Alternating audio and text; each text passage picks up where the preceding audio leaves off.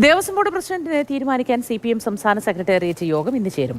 മുൻ MP A. Sampath, NSS vice president Sangeeth Kumar എന്നിവരെയാണ് പുതിയ പ്രസിഡന്റ് സ്ഥാനത്തേക്ക് പരിഗണിക്കുന്നത്. CPIയുടെ നോമിനിയായി സംസ്ഥാന കൌൺസിൽ അംഗവും ജില്ലാ പഞ്ചായത്ത് പ്രസിഡന്റ് സ്റ്റാൻഡിംഗ് കമ്മിറ്റി ചെയർമാനുമായ വിളപ്പിൽ രാധാകൃഷ്ണനെ പാർട്ടി നിർദ്ദേശിച്ചു കഴിഞ്ഞു. അതേസമയം ദേവസ്വം ബോർഡ് പ്രസിഡന്റ് സ്ഥാനത്തിൽ വിവിധ ജില്ലാ കമ്മിറ്റികളുടെ ഭാഗത്തു നിന്നും അവകാശവാദം ഉന്നയിച്ചിട്ടുണ്ട്. അമൽ തന്നെ ഇതിന്റെയും വിശദാംശങ്ങൾ നൽകും. അമൽ, ഈ പുതിയ ദേവസ്വം ബോർഡ് പ്രസിഡന്റ് സ്ഥാനത്തേക്ക് നിരവധി പേരുടെ പേരുകളാണ് പറഞ്ഞു കേൾക്കുന്നത്.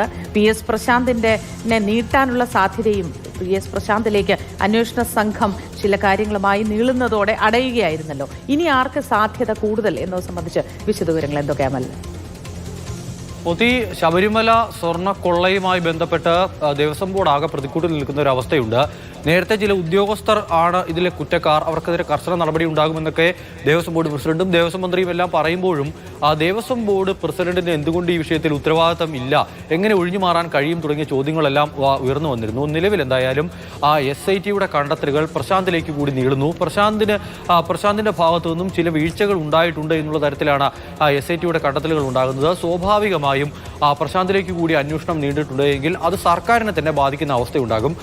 ഈ മുൻ ദേവസ്വം ബോർഡ് പ്രസിഡന്റുമാരെ ചോദ്യം ചെയ്യുന്നതിലേക്കും കസ്റ്റഡിയിലെടുക്കുന്നതിലേക്കും അറസ്റ്റിലേക്കുമൊക്കെ SIT നീങ്ങുന്നു എന്നുള്ള ചില സൂചനകളൊക്കെ കഴിഞ്ഞ ദിവസം പുറത്തു വന്നിരുന്നു. അങ്ങനെയാണെങ്കിൽ അവരെ ചോദ്യം ചെയ്യുന്നതിനൊപ്പം പ്രശാന്തിനെ ചോദ്യം ചെയ്യുന്ന ഒരു അവസ്ഥ ഉണ്ടായിട്ടുണ്ട് എങ്കിൽ അത് സർക്കാരിനെ നേരിട്ട് ബാധിക്കുന്ന വിഷയമായി മാറും. പത്മകുമാർ അതോടൊപ്പം തന്നെ വാസു അടക്കമുള്ള ആളുകളെ ചോദ്യം ചെയ്യുന്നതിലേക്ക് കാര്യങ്ങൾ കടക്കുന്നു എന്നുള്ളതാണ് മനസ്സിലാക്കാൻ കഴിയുന്നത്. അങ്ങനെയെങ്കിൽ അതിനോടൊപ്പം പ്രശാന്തിനെ കൂടി ചോദ്യം ചെയ്യുന്ന സ്ഥിതി ഉണ്ടായാൽ അത് സർക്കാരിന് ബുദ്ധിമുട്ടാകും എന്നതുകൂടി കണക്കിലെടുത്താണ് പ്രശാന്തിന്റെ കാലാവധി നീട്ടേണ്ടതില്ല എന്നൊരു തീരുമാനത്തിലേക്ക് CPM എത്തിയിരിക്കുന്നത്.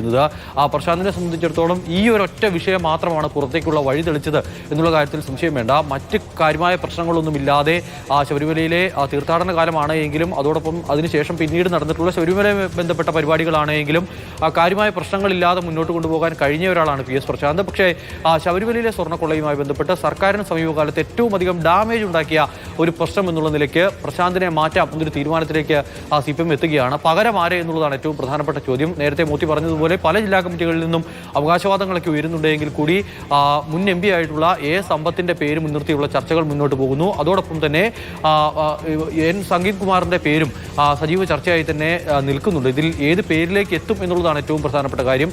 CPI എന്തായാലും അവരുടെ പ്രതിനിധിയുടെ പേര് നിർദ്ദേശിച്ചിട്ടുണ്ട്. ഇന്ന് ചേരുന്ന സെക്രട്ടേറിയറ്റിൽ ഈ വിഷയത്തിൽ ഒരു അന്തിമ തീരുമാനം ഉണ്ടാകും എന്നുള്ളതാണ് പ്രതീക്ഷിക്കുന്നത്. മോദി, ശരി. അമൽ പറമ്പിലാണ് ഇതിൻ്റെയും വിശദ വിവരങ്ങൾ പങ്കുവച്ചത്. വിവിധ കാരണങ്ങളാൽ ആണ് PS പ്രശാന്തിനെ ആ കാലാവധി നീട്ടുന്നതിൽ നിന്നൊക്കെ വാതിലടഞ്ഞു പോയതെന്ന് നമുക്കറിയാം. ആ കാരണങ്ങൾ എന്ത് എന്നത് SIT എത്രയും പെട്ടെന്ന് കണ്ടെത്തും, അതിലേക്ക് കൃത്യമായി എത്തും എന്നും നമുക്ക് കരുതാം. ഇതൊക്കെ ഒരു പ്രഹസനം മാത്രമാണ് എന്ന് പലരും പറയുന്നുണ്ട്. ഈ പ്രഹസനമാണ് എങ്കിൽ പോലും അത് എത്രത്തോളം നീളുമെന്നോ നമുക്ക് നോക്കാലോ. പലരുടെയും പേരുകൾ വരികയും അറസ്റ്റ് രേഖപ്പെടുത്തുകയും ഉള്ളിൽ കിടക്കുകയും ഒക്കെ ചെയ്യുന്ന അവസ്ഥ നമ്മൾ കാണുന്നുണ്ട്. അതുകൊണ്ട് പൂർണ്ണമായും ഒരു പ്രഹസനം എന്നത് നമുക്ക് തള്ളിക്കളയാനും ഈ ഘട്ടത്തിൽ കഴിയില്ല.